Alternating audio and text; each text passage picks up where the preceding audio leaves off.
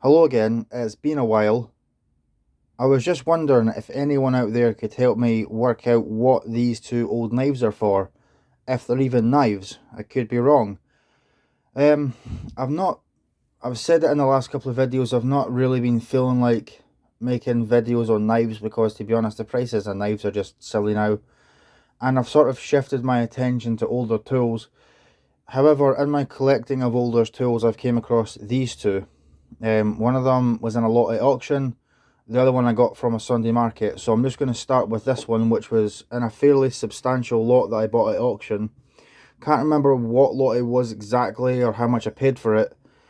I think it was the lot that had a bunch of old Cooper's tools. I don't know if that helps at all, but it was in a lot of old woodworking tools. In fact, I think I got it in the same lot as this gouge, which is quite the beast. That's an old iSorbet.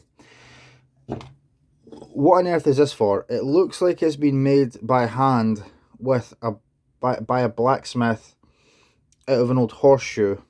I may be mistaken on that, but that is the first thing that came to mind. Now, it's clearly been hit with a hammer a lot. My number one thinking, or my main idea of what this might have been used for is for cutting rope. On some previous videos, um, or what was it, the Rough Rider Sunfish knife, I think it is. I was informed in the comments, I believe, that that knife was meant to be used for cutting rope, and you hit the spine of the knife with a hammer. That's what I think this is for. So I'm assuming that you would use a club hammer like this and hit it. I suppose it doesn't matter what hammer you use, but you hit it to cut a fairly substantial rope.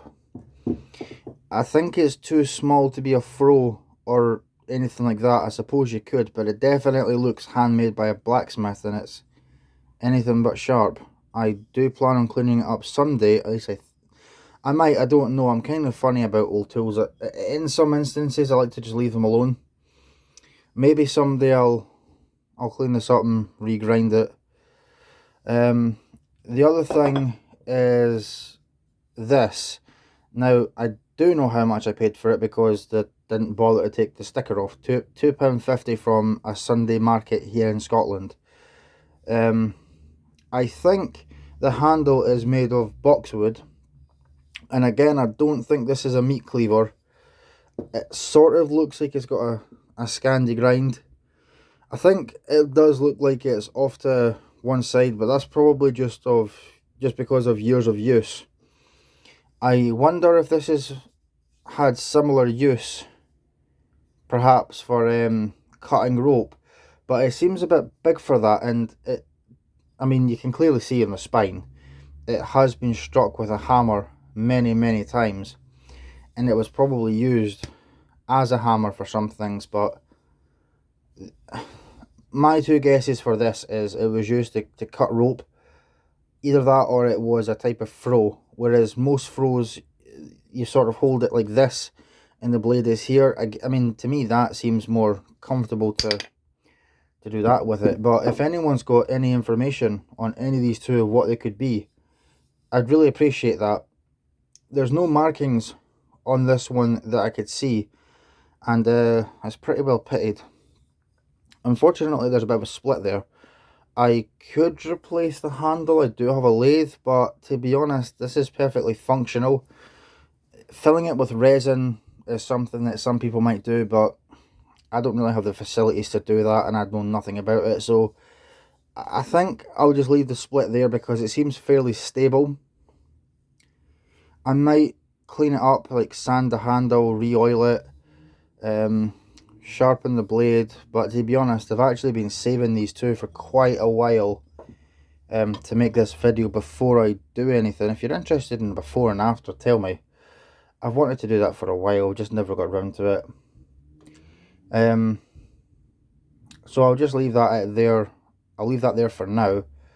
I think I did say at the beginning I've been buying a lot less knives. I plan on making another video to elaborate on that later on, because I do want to continue the channel. I'm not buying any new knives. I'm still picking them up second hand. And I've also been collecting Stanley knives. You'd be surprised at how many different ones there are. So I plan on doing a video on that. I mean, I must have about 30 of them.